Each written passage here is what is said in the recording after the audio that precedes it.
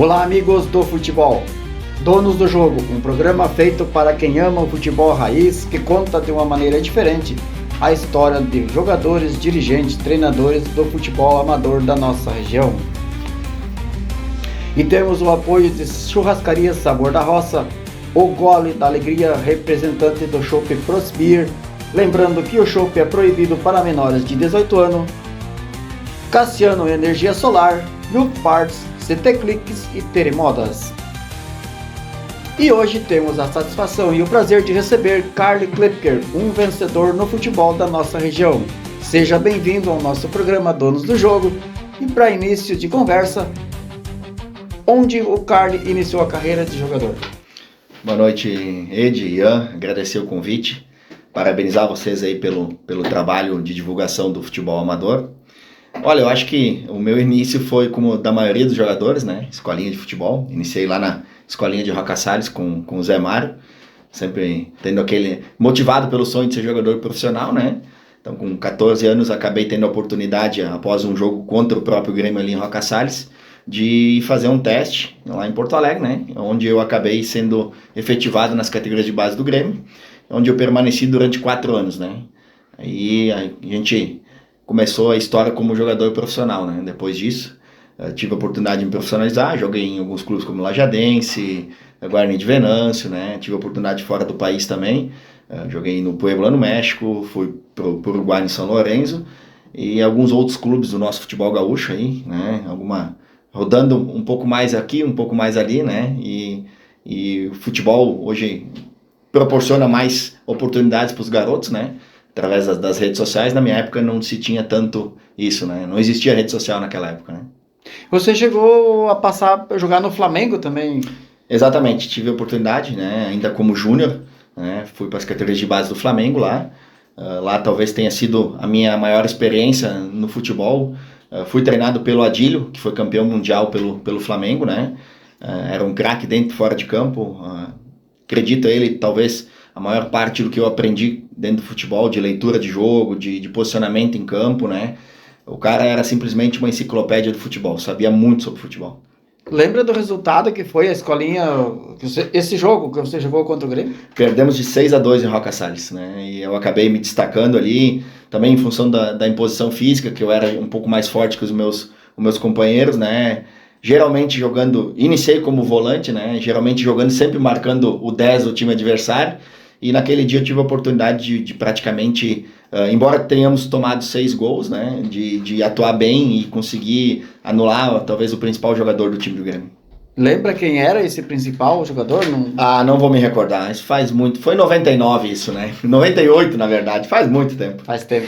Mas e como é que é para você, já falou que você foi o destaque do time, mas aconteceu também parecido com o Lúcio, que era o zagueiro do Inter, depois foi campeão mundial, se não me engano foi 7-1 que o Gama levou, né, na Copa do Brasil, e o Lúcio também foi destaque e veio jogar no Inter. Não, às vezes não é só ganhando que se ganha. Às vezes perdendo tu consegue formar uma carreira. Exatamente. E naquela época, se for comparar com os dias atuais, né, naquela época não existia rede social. Então, para o jogador ter uma visibilidade, ou era jogando contra o próprio clube grande, né? Ou se tu tivesse um empresário, que era muito raro acontecer, né?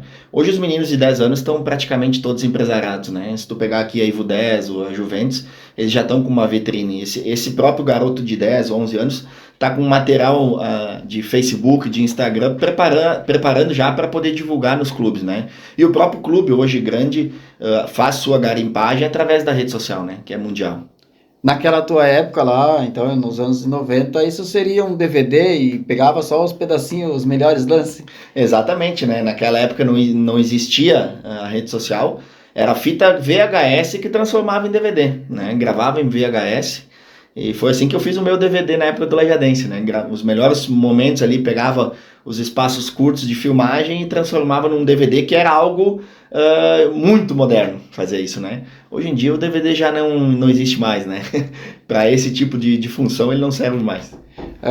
Quero crer também que um pouquinho mais para trás ali, alguns jogadores se destacaram pelo próprio fita VHS, né, enviado para algum clube, porque era o material que tinha na época. Né? Exatamente, enviava a fita VHS, né? Depois a modernidade era o DVD, né?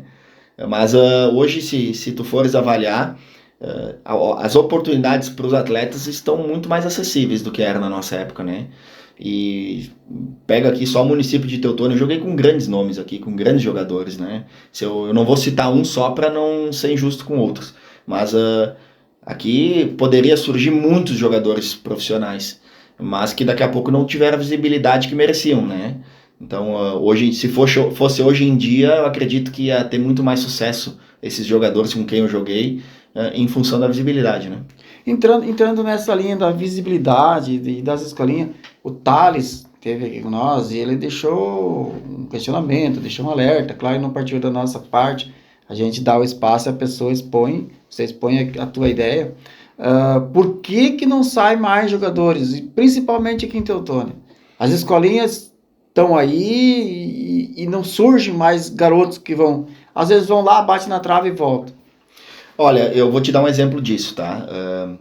Hoje a escolinha de Teutônia, se tu pegares a Ivo 10 e a Juventus e fizer uma filtragem de quem é de Teutônia, só os jogadores de Teutônia, talvez tu não monte um time em nenhuma das categorias, né? Na nossa época não, na nossa época tu pegava aqui só em Teutônia aqui, tu montava 2 times talvez na mesma categoria. Hoje as crianças, quando elas fazem a sua iniciação nas escolinhas, elas têm acesso a muitas coisas, né? E eu acho que o principal motivo é a rede social, né? É a tecnologia. Hoje o menino prefere ficar no videogame do que ir na escolinha jogar futebol. Ele prefere andar com o iPhone do que pegar e andar de bicicleta, né? Então, eu acho que esse recurso que está ao acesso deles hoje acaba tirando eles da época da escolinha. Nós não, na nossa época só tinha escolinha de futebol, né? Só tinha escolinha de futebol, nós não tínhamos celular, nós não tínhamos computador, né? Então eu acho que isso é um dos fatores determinantes. E também a cultura, né? Mudou um pouco a cultura, né? Hoje o garoto, ele... Na época os pais preparavam o garoto para ser jogador de futebol. Ó, cara, tu vai ser jogador de futebol. Incentivavam, né? Eu me lembro pelos meus pais que era sábado e domingo na beira dos gramados acompanhando a escolinha, né? Tinha as associações de pais nas escolinhas que promoviam eventos. Hoje dificilmente tu vê isso, né? Então eu acho que talvez seja esse um fator determinante também. Nas próprias escolas que principalmente onde eu estudei, atrás da escola tinha um campinho de futebol. Uhum. E aí dava o recreio, nós não via a hora de dar a hora do recreio para ir lá. Não sei se você chegou a passar na tua escola, nós era mais no interior, tinha esse campinho de futebol atrás? Tinha, nós tínhamos a quadra de concreto na escola lá em Roca Salles. E era uma briga com os professores, né? Porque na volta do recreio era todo mundo suado, fedendo. Então a gente tinha esse problema. Mas acontecia. Hoje, se tu pegar as escolas, eu sei porque durante um período aí eu acabei dando aula de educação física, né? Suprindo alguns professores da Roca Salles. E é um sentado do lado do outro e todo mundo mexendo no celular, né? Que é o único momento que eles podem pegar o celular na escola. Mas os tempos mudaram, são outras realidades, né? Mas eu acredito a isso que o Thales comentou, acredito a esse fator aí, né? Acesso à tecnologia facilitado, né? Tirou um pouco do foco dos esportes em si, não só do futebol, né? E na tua época da escolinha, a escolinha te preparou para você chegar lá no Grêmio e ser o jogador? Ou te preparou também, assim, as duas coisas? Te preparou para você chegar lá, ó, não deu certo, você não conseguiu voltar, você estava preparado? Partiu da escolinha essa preparação? Não, a parte de lidar com a frustração, a possível frustração, eu acho que foi pai e mãe, né? Pai e mãe, ó, pode dar certo como pode não dar. A escolinha em si era mais, e nem era muito voltado para trabalho técnico, a escolinha a gente jogava, né? Participava de alguns campeonatos, não tinha a quantidade de campeonatos que existe hoje, né? Hoje tem torneio, os municípios organizam, na nossa região aqui tem 5, 6, né? Então na época nós jogava o regional das Livatas, de categoria de base, infantil, juvenil. Mas a parte de lidar com a frustração era pai e mãe mesmo. E para você, hoje a gente vê as escolinhas, e claro que lá na frente vai surgir a parte tática também, né? Hoje se fala muito no profissional da parte tática. Mas eu vejo que hoje a criança começa a jogar lá 6, 7, 8 anos, sei lá, onde é que as escolinhas buscam.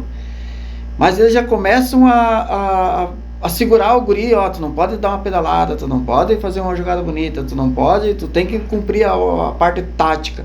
Não seria mais interessante até um certo tempo ali, que nem você falou, a escolinha deixar o guri jogar para ver quem vai se destacar?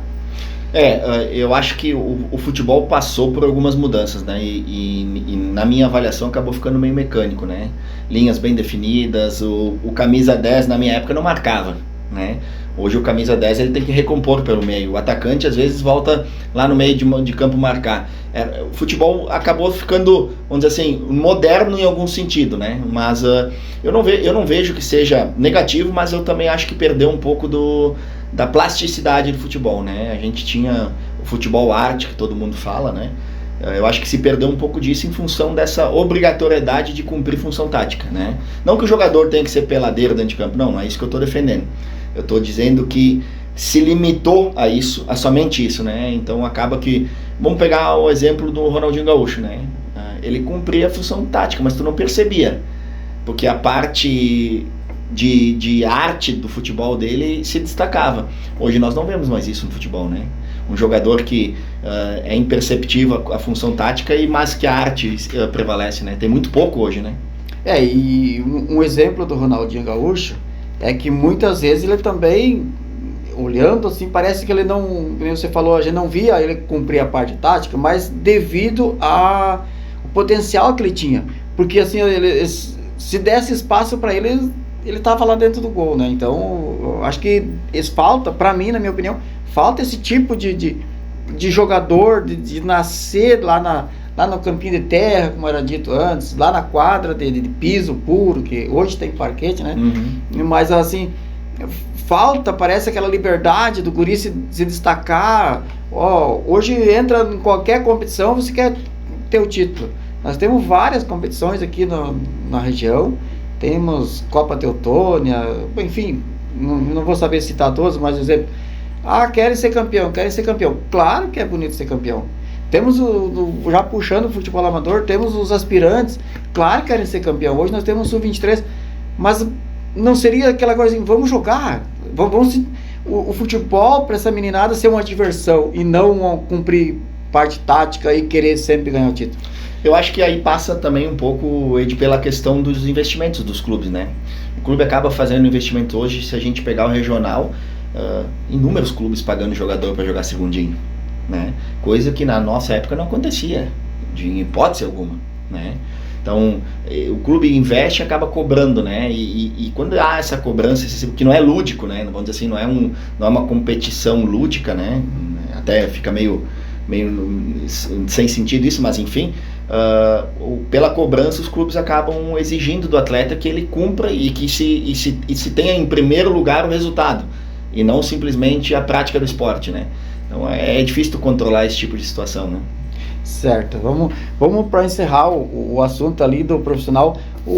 Por que você parou de jogar o profissional? Foi falta mais oportunidade ou você teve alguma questão familiar, alguma coisa assim, que você abandonou o futebol? Na verdade, assim, duas situações que vieram a calhar. A primeira delas foi a parte de jogar e não receber em alguns clubes, né? Meu pai sempre defendeu que eu não botasse nenhum clube na justiça e eu nunca fiz isso, mas acabei que não recebi em alguns clubes. Recebi parte, não recebi o restante. E o fato de ter a oportunidade de voltar para casa e ter uma base, né? Meu pai tinha empresa, então eu teria onde me apoiar, né, trabalhar, e aí acabou sendo um fator determinante, né? Eu não voltaria para nada, voltaria para já iniciar o trabalho junto à empresa do meu pai. Então foi isso que eu acabei optando, e tinha a possibilidade do amador, né, que foi onde realmente fui muito feliz também no amador. Conquistei algumas coisas aí e principalmente conquistei muitos amigos, né? E portas abertas em todos os clubes que eu joguei no amador. Eu tenho o orgulho de poder dizer que eu vou lá e sempre ganho uma cerveja paga de alguém, né? E eu acho que isso é o maior título que eu conquistei em todas as comunidades que eu joguei. Lembrando que a cerveja é proibido para menores de 18 anos, né? Toma um refrizinho, toma uma aguinha aí que a gente está tomando aí. Mas nesse meio tempo, entre a vida profissional lá e essa parada, você se formou, você é formado em alguma coisa, você estudou, é formado em alguma área? Não, eu não concluí a educação física, né? Mas eu pude fazer estágios e dei aula em escolas em Roca Sales, suprindo outros professores, fazendo férias de professores também. Mas é uma experiência que eu vou te confessar que eu prefiro a parte de extraescolar do que a escola, né? Eu acho que a escola tem algumas particularidades que eu não me adapto, né? Então eu preferi não dar sequência nesse caminho em função de preferências pessoais, né? Tá, isso é preferências pessoais, não tem nada a ver com lidar com crianças, né? Porque hoje... Não. Hoje, longe disso, criança, eu adoro criança. Não, mas tipo, eu falo lidar com crianças, porque hoje a gente sabe como... Que nem você falou, redes sociais, às vezes aquela criança vai deixar de fazer o que tu pede, enfim, vamos deixar esse assunto pra lá. Pra estar no celular, Não, né? mas existe isso também, existe esse fator, mas eu acho que o contexto de tudo, né? Envolvimento com pais, a questão de escola, de normativas, né, da parte educacional. Eu acho que eu não me adaptava a isso e eu ia preferir o caminho, por exemplo, de uma academia, né, de um personal trainer, algo desse tipo assim, né? Certo. E essa vinda pro amador aqui, qual foi o primeiro clube, o clube que te acolheu? Ou, opa, peraí, o cara tá voltando lá do profissional, vamos lá buscar ele para jogar uma... Eu não vou saber te dizer qual foi o primeiro clube, né, mas eu sei que eu voltei... Logo depois que eu voltei, eu joguei durante alguns anos em mais de um município, porque na época se permitia, né, o jogador... Cheguei a jogar 4 campeonatos ao mesmo tempo, né, Boqueirão, Lajado, Teutônia e, se eu não me engano, Roca Sales também, né. Roca Sales agora, os últimos anos que eu dei prioridade, assim, né. Antes eu sempre abri a mão de jogar em Roca Sales para jogar em Lajado, né, que foi o lugar que talvez eu tenha... Lajado e Teutônia, os 2 lugares que eu mais tenha jogado, né. Tipo assim, tu lembra mais ou menos de quantos clubes você passou? Lembra o nome deles? Olha, foram muitos clubes, né? Lajado, União de Carneiro, São Cristóvão, Campestre, Estudiantes, Santo André, Teutônia, Gaúcho, Esperança, Canabarrense, Juventude da Franca, o 8, Roca Sales, Botafogo, Copalto, Gaúcho, Concórdia, Esperança. Nesses 3 municípios assim, com maior número, mas aí outros municípios também, né? Que nem Monte Alverne, Santa Cruz, Boqueirão, Progresso, Caxias, Bento, Barbosa, né, Barão, Garibaldi. Então, vários municípios que eu tive a oportunidade de jogar amador. Mas só para fazer uma brincadeirinha aqui, com todos esses clubes que você passou, você nunca pensou em ser candidato a deputado estadual? Não. O que falam hoje, assim, tu tem que ter conhecimento, né? Tu tem que conhecer as pessoas para fazer isso. Teria voto suficiente para você ser um deputado estadual? Na verdade, eu tenho uma frase de que eu uso muito, né, para parte política, não era algo que me cativava, né? Eu sempre digo que eu prefiro ter a dúvida de quem são realmente os meus amigos do que ter a certeza de quem não são, né? Que quando tu te candidata a um cargo público, tu consegue visualizar, tu ter a certeza de quem não são teus amigos, né? Então eu prefiro ficar com a dúvida, né? Eu faço essa brincadeira, obviamente, né? Mas não é algo que me atrai, fosse atrativo para minha parte política, não. Mas aí é que entra a questão, né? Às vezes, como você falou ali, pagam água, pagam refri pro teu amigo, e daqui a pouco ele é teu amigo ali na tua frente, né? E aí na política você acaba descobrindo, não é o nosso foco aqui, né? Mas na política tu acaba descobrindo os verdadeiros. Quantos títulos na carreira conquistados aqui no Amador? Ai, bastante. Eu sou campeão. Esses dias eu estava conversando, até fiz uma matéria com o Lucas alguns anos atrás. Eu sou campeão em 16 municípios diferentes, né? Mas que eu me recordo, assim, que eu tenho maior, são Roca Sales, eu tenho 9, Lajado eu tenho 6, né? Que eu me recordo, assim. Aí tem 13 em Boqueirão, Caxias eu tenho 2, Teutônia, eu não vou me recordar se são 4 ou 5 também, ou 6, eu não me recordo certo, mas acho que são 5. Então, alguns municípios que eu joguei mais vezes, que eu consegui ganhar mais títulos também, né? Mas eu tenho uma vantagem, né? Sempre joguei com gente muito boa do meu lado, né? Então, eu tive esse privilégio e essa sorte. Você acha que partindo desse princípio aí é mais pelos outros? Não, mas a gente vê você jogando também. Hoje, claro que a idade é um pouquinho avançada, né? Não vou dizer a idade, deixa pra lá. Não a idade avançada, mas cada ano, e a gente conversou com o Kiki esses dias aí, e ele falando da fase dele que tá passando, que ele, anos atrás ele era titular em todos os clubes e tal, né?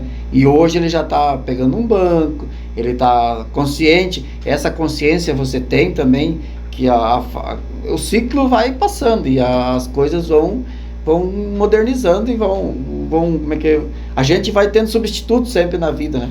Obviamente, né? E talvez por ter essa consciência, talvez seja ainda porque a gente está em atividade, tá? Vou te dar um exemplo.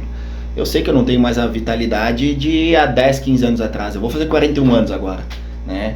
Mas de que forma a gente se adapta, né? E quando eu digo se adapta, de que forma que eu posso contribuir? É dentro do vestiário, é orientando um garoto mais novo, é jogando alguns minutos que eu ainda tenho condição física para isso, né? Eu não vou jogar 90 minutos em alto rendimento, eu tenho essa ciência, né? Então eu me mantenho na condição física que eu consiga contribuir dentro de campo, e a gente vai se adaptando, vai contribuindo, dando uma orientação, fazendo que um guri, em vez de correr e dar um pique de 40 metros, ele se posicione melhor e dê um pique de 10 metros. Então tu contribui de acordo com a tua necessidade, né? Com a tua possibilidade, né? E eu tenho essa ciência, e eu acho que talvez seja um dos fatores que ainda eu consigo me manter ativo. E como é que é para você chegar num clube? Eu já vi você jogando por mais de um clube e ser capitão do time. O que leva a presença do Carlos, ser o capitão do time, ser o líder de uma equipe? Eu acho que isso, na minha visão, eu desde a época de escolinha eu sempre fui capitão, né? Lá no Concórdia, depois eu fui capitão também, jogando em outros clubes, né? E no Amador, principalmente, talvez tenha sido onde eu tive maior incidência. A parte da liderança foi algo que eu sempre tive comigo, né? Em poder, justamente isso que eu falei há pouco, né? Em poder fazer uma leitura dentro de campo, em orientar meu companheiro, em perceber que daqui a pouco um jogador ele se retrai com grito, com pressão, e outro não precise disso, né? Fazer a leitura dos jogadores, e eu acho que nessa parte eu consegui sempre desempenhar um bom papel, né? E foi por isso que eu consegui ter a braçadeira, talvez, em tantos clubes por onde eu passei. E no time lá sempre tem aqueles treinadores que gostam de jogar 4-4-2, 5-3-2, 3-5-2. 3-5-2, vários esquemas que tem ali. 4-3-2-1, 4-3-3. Como é que o Carlos gosta de jogar, sendo o volante ali, como é que o Carlos prefere jogar o esquema de jogo? Hoje, em função já de não ter a mesma vitalidade, né, se a gente puder escolher, vai jogar com um sistema defensivo onde tem dois laterais que marcam mais, onde tu não precisa fazer a cobertura a toda hora, né? Mas na época que eu tinha vitalidade para correr por dois, vamos dizer assim, o 4-4-2 sempre foi o melhor cenário, né? Com dois meias habilidosos que chegavam na frente. Sempre digo, né? Na época do União de Carneiros, até um abraço pro pessoal de lá, que eu joguei muitos anos lá.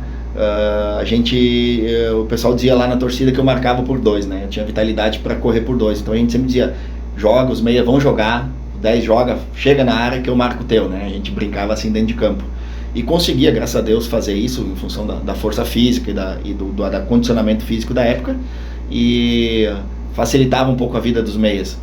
E o Carlos, volante, é aquele volante mais marcador, ou às vezes em quando pisa lá na área e faz os seus golzinhos? Não, a minha característica principal sempre foi o sistema defensivo, né? Então eu nunca fui aquele jogador hoje que eles usam o termo de pisar na área, né? Então gols a nível de futebol 11 foram poucos, fiz alguns, mas foram poucos, em função sempre de priorizar a parte defensiva do time. Mas você também não joga só futebol de campo, né? Você tem uma passagem aí pelo futebol 7, pelo salão também, né? Sim, joguei muito tempo com o Caixa Baixa aqui, com o Montanha, que esteve aqui esses dias. Um abraço pro Montanha, pra galera do Caixa Baixa, das antigas. Fui muito feliz, fiz grandes amigos ali também. Então, futsal, sempre gostei de futsal, né? Embora o futsal hoje é bem mais dinâmico do que era na nossa época, né? E futebol 7 ainda jogo hoje nos clubes, né? Tiro e caça, Soges, né? A gente se mantém ativo. Hoje os clubes permitem que o jogador se mantenha na atividade praticamente todos os dias da semana, se quiser, né? Então ajuda bastante. Voltando lá então pro Caixa Baixa, você chegou a fazer parte do futebol. Aquele bloco de carnaval você também fazia parte? Não, eu não cheguei a pegar o bloco de carnaval onde iniciou o Caixa Baixa, né? Ele inicia através de um bloco de carnaval, depois vai para a parte de futebol. E eu peguei somente a parte do futebol, né? Na época, eu me recordo que talvez nessa época eu nem estivesse aqui pela região, né? Em algum clube talvez, ou nas categorias de base. E então foi antes de mim. Você encararia novamente o caixa baixa? Eu questionei o Montanha e ele, é questão familiar, é questão de trabalho, ele acha que talvez um veterano, talvez um master, porque aquela galera que daquela época lá, tá todos eles já podendo jogar um veterano. Você encararia hoje, se formasse esse grupinho de novo do caixa baixa com um veterano? Certamente, essa questão pela idade, todos são veteranos, no mínimo veterano, né? Eu acho que não tem um master, mas todos são veteranos, com certeza, daquela época, daquela turma.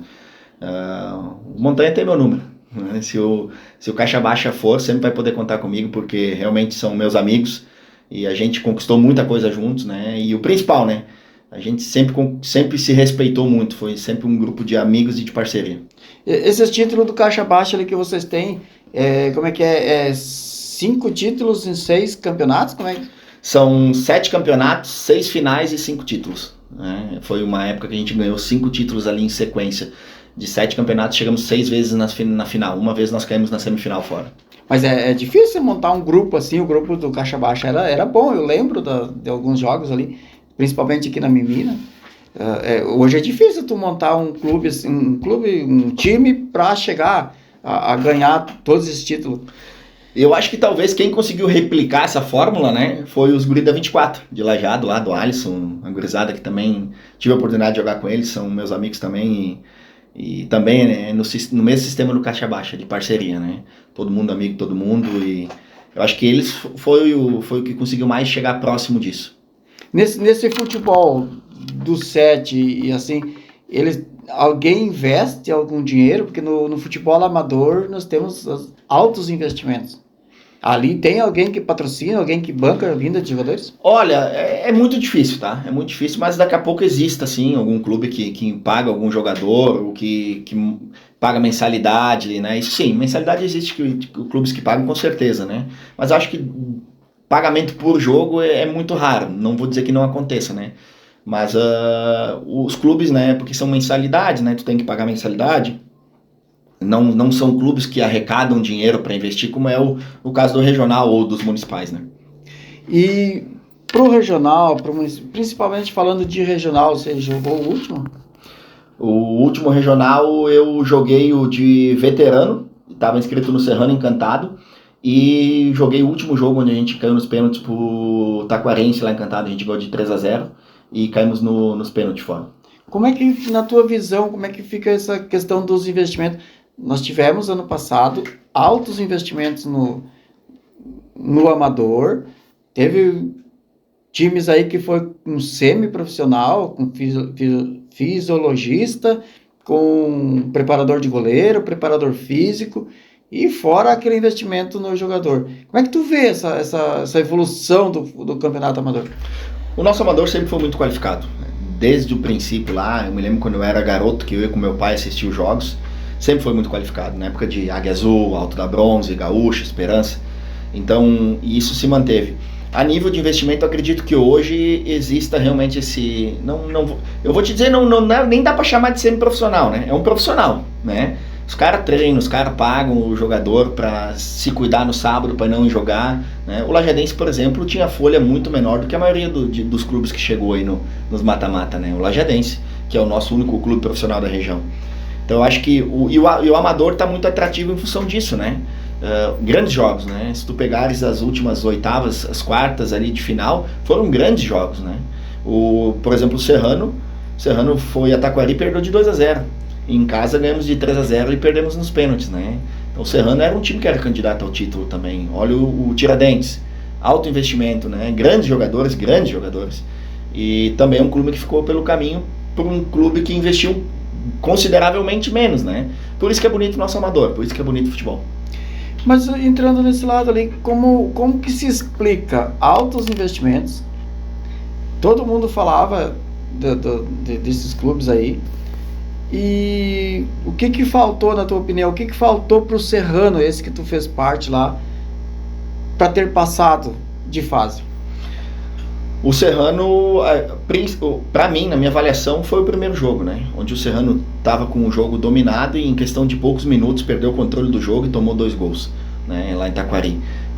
Tava melhor que o taquariense, né?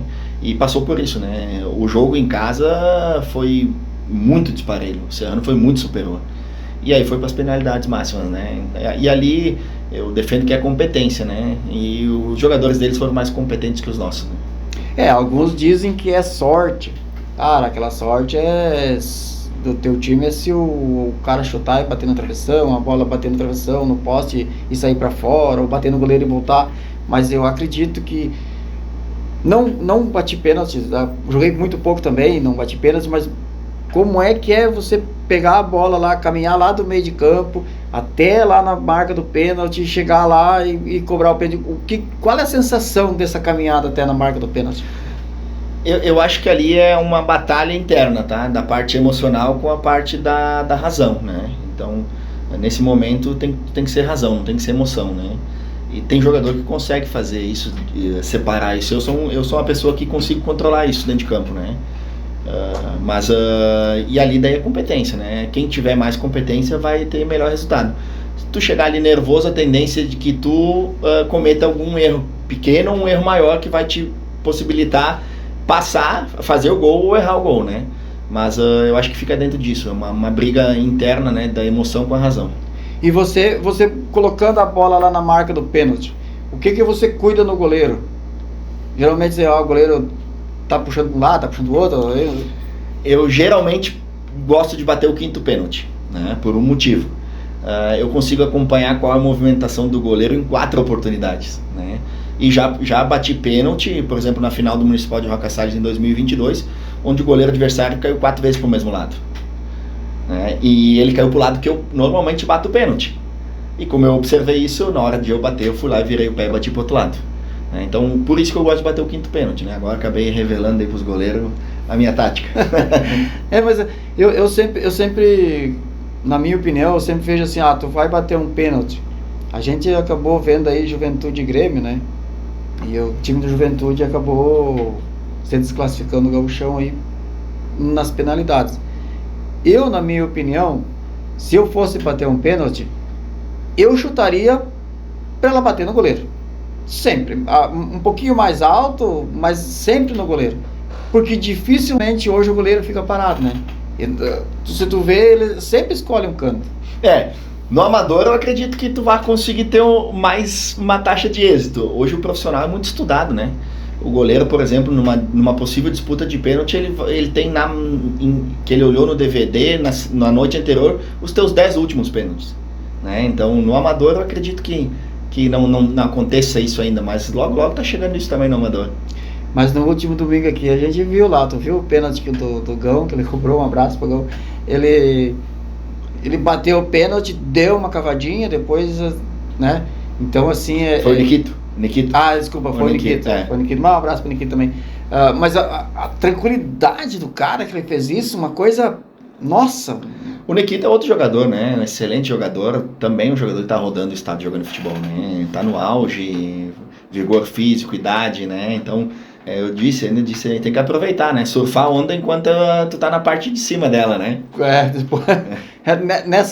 hoje nós nem vamos entrar na questão da onda aí, tu já deve ter acompanhado aí, vamos deixar pra lá essas ondas aí. Teve umas ondas de uns Titanic, alguma coisa assim, né? Mas, enfim.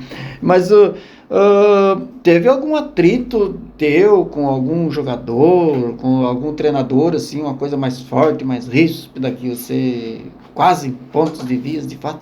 Não. Tudo dentro de campo, né? Dentro de campo eu vou defender o meu lado, o adversário vai defender o dele. Acabou ali, fica ali dentro, lá fora a gente vai beber, dar risada, conversar. Obviamente que em algum momento pode ter acontecido alguma mágoa que foi levada para fora do campo, não da minha parte, mas isso em pouco tempo a gente resolve. Tem que ficar dentro de campo, né? E aquela conversinha de vestiário lá, que muitas vezes não saiu para o público, não saiu para o torcedor, às vezes nem a diretoria não fica sabendo, fica lá dentro, aquela coisa mais restrita. Sempre há uma cobrança mais forte, interna lá. Entre os jogadores? Isso. Com certeza, né? Eu sempre digo, estranho vai ser o dia que eu não cobrar de um jogador, né? Assim como eu aceito a cobrança. E, obviamente, por a gente hoje pegar os jogadores, que é o time do Canabarrense, né, de domingo, eu jogo contra eles ou a favor da maioria deles, né? Então a gente convive muito.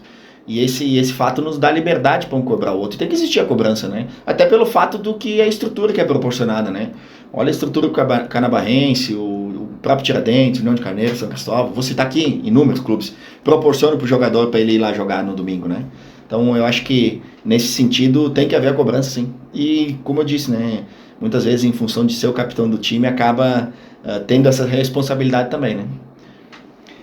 O título que mais te marcou no Amador, dentre os vários que você teve, aquele que mais te marcou? Eu vou citar um título que foi importante. O Esperança em Rocassar estava há muitos anos sem conquistar o título. Foi o título de 2019, onde eu fazia parte da diretoria, né, e acabei ajudando a montar o time. E em função de estar há muitos anos, eu acho que eram 8 ou 9 anos que estavam sem conquistar título. 8 anos. 2011 tinha sido o último. E para quebrar essa sequência, a gente montou um grupo muito qualificado, né? Pessoas de bem, onde a gente não teve problema algum, e a gente conseguiu ser campeão. Eu vou citar esse título em função do tempo sem ganhar que o Esperança estava. E você, além de jogador, você já fez parte de diretoria, assumiu como presidente, alguma coisa, algum clube? Sim, foi justamente no Esperança, né? Eu era o tesoureiro do clube nessa época, em 2019, e acabei sendo responsável por montar o elenco, né? E a gente teve êxito, graças a Deus. Você tem algum clube da região aí que você gostaria de ter jogado? Você passou por quase todos, mas tem algum assim que, aquele eu gostaria de ter jogado lá? Eu gostava muito, muito mesmo de ver o Águia Azul jogar. Eu citei ele antes, né? Meu pai, a gente ia em alguns jogos. Era um clube que hoje não existe mais há muitos anos. Mas na época que eu comecei a jogar, ele já não era mais ativo, né? Mas era um clube que eu admirava, que eu gostava em função... Sempre montou grandes elencos, né? Disputava o regional sempre nas pontas, né? Sempre chegando. E vamos dizer que eu tinha um clube que eu tinha empatia. Hoje nós vimos muitos clubes fechados aqui na nossa região, exemplo do Águia Azul. Não sei se volta ou não volta, né? Tomara que volte um dia, né? Mas o que se leva a fechar um clube, a não ter mais o futebol? Na tua opinião, o que leva a isso? Será que é a questão financeira, por não poder montar um time? Quero crer que seja. Eu acho que tem um outro fator que eu acredito a isso, é a questão da sucessão, né? Hoje as pessoas tu pega clubes que é as mesmas pessoas há muitos anos tocando à frente, essas pessoas estão cansadas, né? Então acaba que se não prepara uma geração mais nova para assumir, no momento que essas pessoas param, o clube não dá mais sequência, né? E se tu for olhar e fizer um levantamento na nossa região, comunidades que fecharam, né? Primeiro fechou o futebol, né? Que era o coração pulsante da comunidade, né?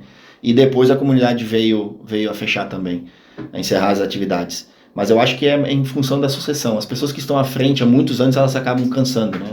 Porque tu tem que te dedicar boa parte da tua semana pro clube, né? E aí no domingo muitas das pessoas trabalham, também tem outro emprego, né? Além do clube, que acaba sendo um emprego, e trabalham domingo até de noite no clube e no outro dia já tem que trabalhar no seu emprego normal, né? Todos nós temos no Amador um time do coração. Eu, por exemplo, todo mundo me conhece, sou Atlético Gaúcho, sou um dos fundadores, né? Você deve ter também. Mas assim, você como... Eu passei ali pela presidência, Olha, da diretoria eu comecei lá embaixo e cheguei até a presidência. Mas o jogador de futebol que se identifica, talvez tu se identifica mais com Esperança, que você falou, já foi lá, dirigente, foi... Não seria quando você parar de jogar o futebol, que a fase nossa vai passando, né? O ciclo da vida vai passando e a gente vai... Não seria de você parar e assumir um Esperança, assumir um outro clube lá, Esperança Fazenda Loma, né? Isso. Ou qualquer outro clube ir lá e assumir ele, vamos dar sequência.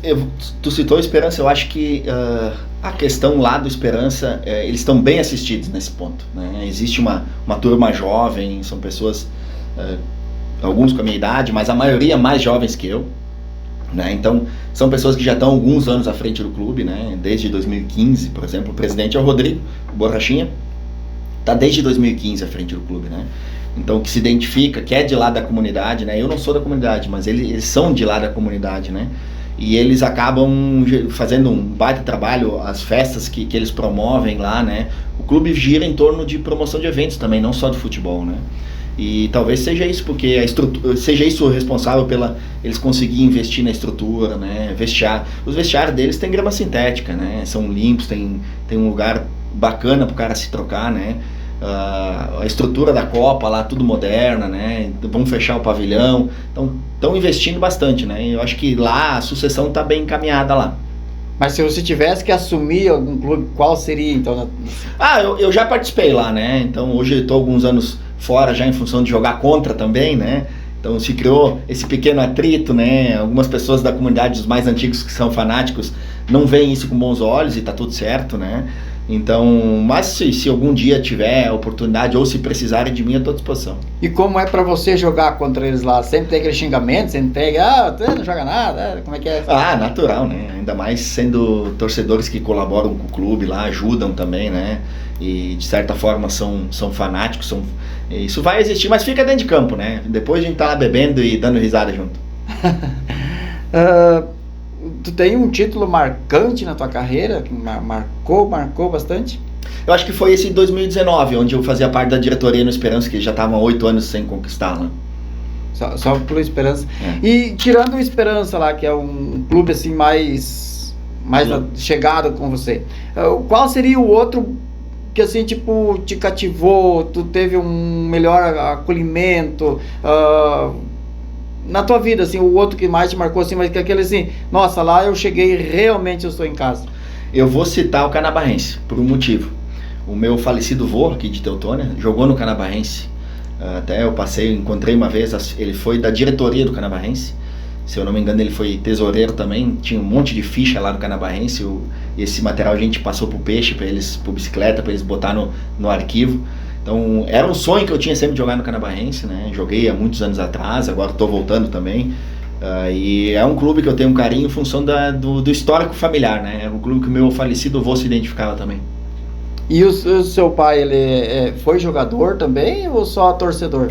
Meu pai jogou futebol, jogou no Ribeira aqui. Eu vou te mentir se eu falar algum outro clube. Eu me recordo que ele citou o Ribeira e, se eu não me engano, nas Posses ele jogou também no Bangu?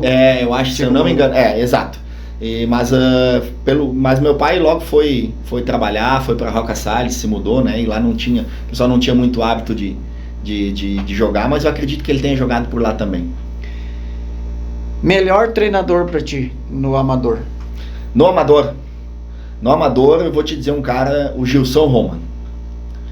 Fui campeão com ele várias vezes na Mimi também, e fiz parte lá do grupo de 2009 do Gaúcho, né? Um cara sabe muito de futebol. E por que ele se afastou? Será que é um motivo pessoal? Eu acredito que sim, que tenha sido motivos pessoais. E um craque, vamos dizer assim, no amador, melhor jogador que você jogou junto, que você falou antes que sempre jogou em bons times e... Cara, citar um jogador só é complicado, porque eu joguei com muito cara bom, mas eu vou citar um cara que, pra mim, ele parou cedo em alto nível, que foi o Edinho. O Edinho, eu vi ele fazer coisas no campo, no futsal e no futebol 7 que eu vi poucos jogadores no profissional fazer, com quem eu joguei. Então eu vou citar o Edinho aí, um abraço pro Edinho, porque ele era diferente, ele era muito diferente. Mas, eu poderia citar outros 10 aqui, né? Vanderlei Peck, por exemplo, que era um cracaço de bola. Vanderlei Peck foi um cara que foi 3 anos consecutivos craque do regional, né? 2009, 2010, 2011. Então, pouca gente conseguiu fazer isso no futebol. Eu poderia citar um monte aqui, mas eu vou citar o Edinho pela futebol arte que ele desempenhava. Você chegou a jogar contra o Edinho, então provavelmente esse foi o cara mais difícil que tu achou para você marcar. Edinho era difícil, o Dari era difícil, o Vanderlei era difícil, o Peixe era muito difícil de marcar. Eram jogadores que tinham muito recurso, né?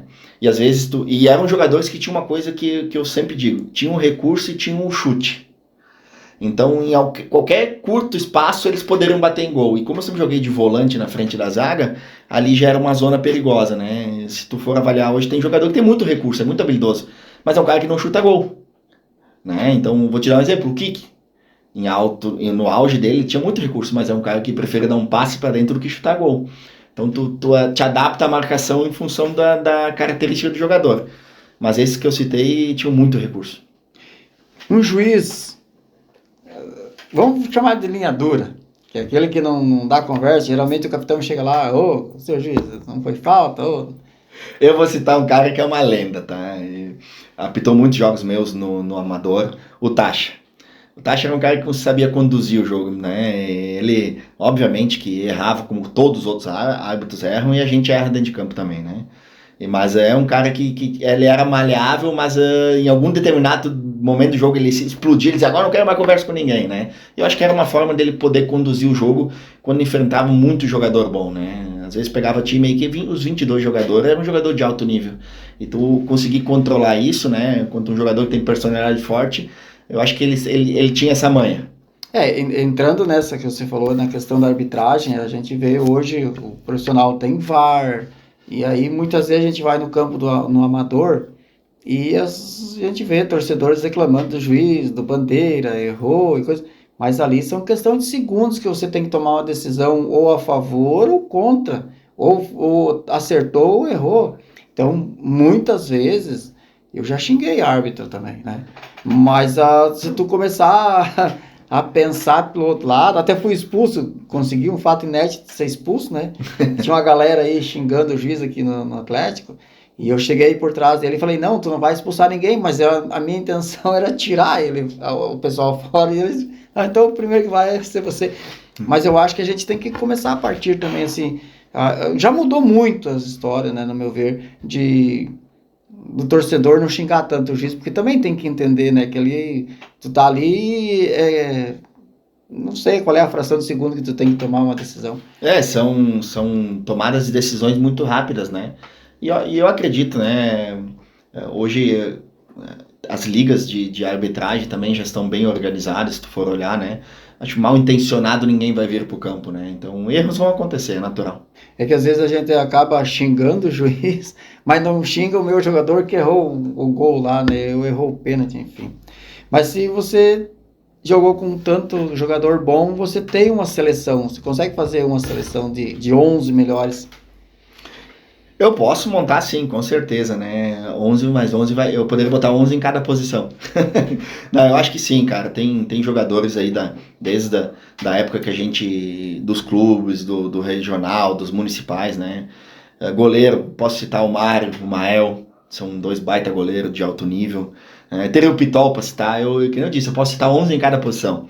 Mas eu vou citar em função de mais proximidade. Eu vou citar o Mário como goleiro, Tadeu como lateral direito, Tadeu Charinha, Silvio Peralta na zaga e o Petri, lateral esquerdo, zagueiro pelo lado esquerdo. Na lateral esquerda joguei com um cara muito bom também, vou citar o Pedrinho lá de Lajado. De volante teve dois caras que eu joguei que eram muito bons, o Patácio e o Banhara. Vou me deixar fora dessa lista porque os caras eram melhor que eu. Na meia também, Vanderlei, Maravilha, né? Tem muito jogador bom que eu poderia citar. O próprio Edinho, né? Como um ponta atacante. E no ataque, Pipoca, Ademir Negão, cara, teria um monte de gente, né? Mas vou ficar com o Ademir. O Paraíba também foi um jogador que eu joguei que era muito bom na frente. Então é difícil tu citar somente 11. E nesses 11 ali, claro que tem gente aí que te acompanhou em alguns outros clubes, assim, quais deles jogou mais que um clube contigo? Vários deles. Desses que eu te falei, praticamente todos eles. Jogamos junto em mais de um clube. Todos eles. Sim, com certeza, todos eles. E daqui a pouco pode ter certeza que no meu celular vai ter mensagem, como é que não me citou? Me desculpa, eu só podia citar 11. Não, fica à vontade se tu tiver. Eu não vou lembrar de todo mundo. A gente tenta fazer uma seleção, porque às vezes é difícil lembrar de todos, né? Mas assim, a seleção. E claro que quando a gente conta a história, fica sempre alguém para trás, né? Cara, se tu for olhar da nova geração, Teteu, João, Gão, são exímios jogadores, né? Então eu priorizei mais da minha época lá atrás, né? Mas hoje em dia teria inúmeros em cada 11 por posição, certamente eu consigo formar uma seleção. É pra gente ver que o nosso futebol tem jogador bom, né? E às vezes eles acabam escondidos, ou às vezes jogam em outras ligas, alguma coisa assim, né? Mas que bom que a gente tem. Carly, eu quero te agradecer a tua participação aqui no Donos do Jogo. Fique à vontade para deixar uma mensagem final para os teus colegas de profissão, de jogadores, família. Fique bem à vontade. Não, eu queria agradecer primeiramente o convite de vocês, né? Do Ed e teu Ed do Ian. Dizer que muito bacana esse trabalho de vocês, né? Que tá tendo reconhecimento, talvez aquém do que deveria, né? Mas logo ali na frente tenho certeza que vai receber mais reconhecimento. É muito bacana ter alguém que volta a valorizar o nosso futebol, o futebol raiz no caso, né? E poder falar um pouco da trajetória como jogador é interessante, porque a gente acaba podendo por alguns minutos vivenciar isso de novo, né? E graças a Deus, como eu disse, os títulos sempre são muito bem-vindos, né? A gente valoriza eles, mas acho que as portas abertas e as centenas de amigos que o futebol me deu, talvez seja a maior conquista que eu tive, né? E voltar nos clubes, nas comunidades, sempre ser muito bem recebido, isso não tem dinheiro que a gente ganhou jogando futebol que pague, né? Enfim, dizer para vocês, desejar sucesso e que vocês continuem nessa batida aí que é muito interessante. Muito obrigado. Este foi mais um programa Donos do Jogo e nós contamos com o apoio da Churrascaria Sabor da Roça, o Gole da Alegria, representante do Chopp Prost Beer, proibido para menores de 18 anos, Cassiano Energia Solar, Milk Parts, CT Cliques e Teremoda. Um abraço e até a próxima.